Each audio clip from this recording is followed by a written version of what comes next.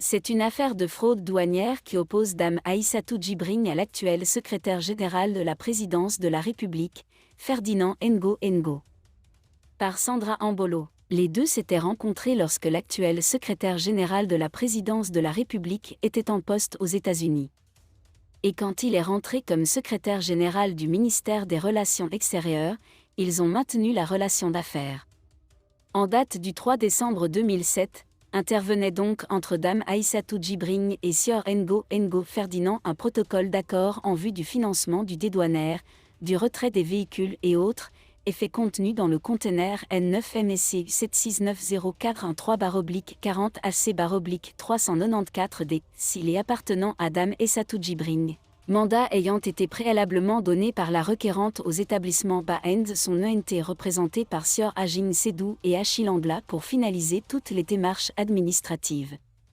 Dans l'accord entre les deux parties, Ferdinand Ngo, qui est au Cameroun et occupe une position importante, s'occupe des frais de dédouanement et Dame Aïssatou Djibril s'occupe de l'acheminement des marchandises au Cameroun.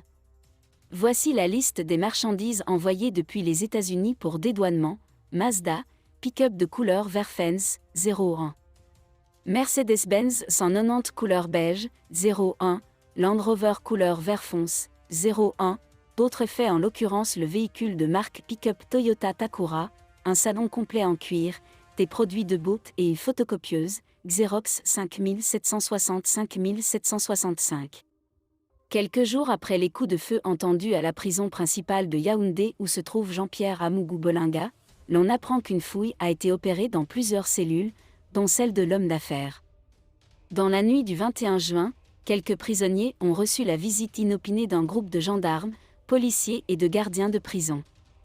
Les cellules ont été passées au peigne fin. Les résultats de la fouille de la cellule du Zonloa des Zonloa auraient permis aux enquêteurs de mettre la main sur des objets que le milliardaire n'avait pas le droit de garder là-bas. D'après un ancien collaborateur de Jean-Pierre Amougou Bolinga du nom de Doubas Mamouda, alias Youssoufa Bachirou, des téléphones et des objets de femmes ont été découverts dans cette cellule. Instruction a été donnée par le détenteur de la signature de procéder à une fouille improvisée de la cellule du voisin. Aux alentours de 4 heures, Pablo Escobar a été réveillé torse nu avec une culotte carrelée, pour ne pas alerter ses autres voisins qui sont les prisonniers comme lui, afin de préserver la dignité du plus dangereux prisonnier camerounais. Après cette fouille, la délégation mixte gendarmerie et gardiens de prison ont découvert beaucoup de choses. À savoir 2 téléphones cachés dans les chaussures, un autre sur le lit, mandat, un flacon de lubrifiant et quelques lingeries féminines, écrit Youbas. Après quelques interrogations, il nie avoir les téléphones, mais par contre a reconnu avoir la lingerie féminine sur son lit appelé communément mandat en prison. Avant de se rétracter suite aux fouilles des conversations trouvées dans ses téléphones avec un voisin déambulateur actuellement à Paris, lui promettant de plaider auprès du président Macron pour sa liberté, ajoute l'homme qui promet plus de révélations dans une vidéo qui sera diffusée en direct sur les réseaux sociaux. France Gritter Den Sommet de Paris, Paul Biya pris en flagrant délit de sommeil. Les caméras de la chaîne française TV5 Monde ont surpris le président du Cameroun dans un profond sommeil, lors d'un exposé jeudi. À la tête d'une importante délégation composée de plusieurs membres de son gouvernement, Paul Biya a pris part, depuis mercredi, en France, à un sommet relatif à la nouvelle architecture de financement et pays africains. Organisé par Emmanuel Macron, moult dirigeants du continent ont présenté des exposés. Au cours de la dite rencontre, il s'agit notamment du Congolais Denis Sassou Nguesso, du Nigérien Mohamed Bazoum, du Sénégalais Macky Sall et Faustin Archange Touadéra de la Centrafrique. France, Macron accuse la Russie d'être une « puissance de déstabilisation de l'Afrique », lead. Interrogé sur d'éventuels futurs entretiens avec le président russe, Vladimir Poutine, le chef d'État français a déclaré qu'il n'a pas de raison de l'appeler aujourd'hui. Le président français Emmanuel Macron a accusé, ce vendredi, la Russie d'être une « puissance de déstabilisation de l'Afrique » et a affirmé que les choix de Moscou ne jouent pas un rôle bénéfique pour la communauté internationale. En marge du sommet pour un nouveau pacte financier mondial qui se tient à Paris, Emmanuel Macron a accordé un entretien à France Info, RFI et France 24, des chaînes publiques françaises de radio et télévision. Interrogé sur d'éventuels futurs entretiens avec le président russe, Vladimir Poutine, le chef d'État français a déclaré qu'il n'a pas de raison de l'appeler aujourd'hui, ajoutant que l'Ukraine mène actuellement une contre-offensive. Selon Emmanuel Macron, la Russie s'est mise de son propre chef dans une situation qui est de ne plus respecter le droit international, de redevenir au fond l'une des seules puissances coloniales du XVIe siècle, en menant une guerre d'empire auprès de son voisin, l'Ukraine. Tentant de nuancer ses propos sur la Russie et son chef d'État, Emmanuel Macron a néanmoins gardé une porte entrouverte au dialogue. S'il m'appelle pour proposer quelque chose, je le prendrai, car la France a toujours été une puissance facilitatrice, a-t-il expliqué.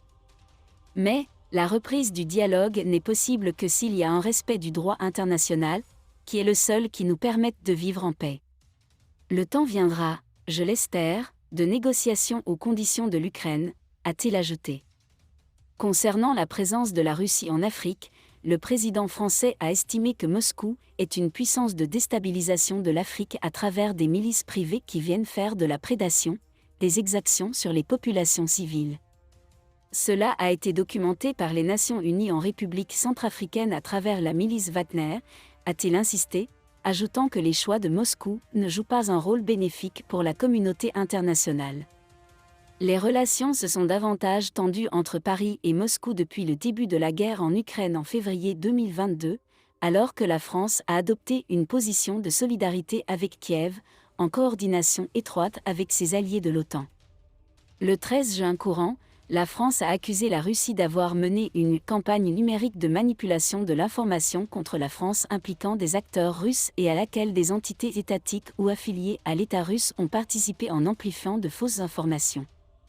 Lors de sa conférence hebdomadaire, la porte-parole du ministère française des Affaires européennes et étrangères Anne-Claire Legendre a indiqué que cette campagne s'appuie notamment sur la création de fausses pages Internet usurpant l'identité de médias nationaux, français et de sites gouvernementaux ainsi que sur la création de faux comptes sur les réseaux sociaux. Bonjour, ceci est Bigne. Je peux vous aider à reformuler votre texte avec l'aide de l'intelligence artificielle.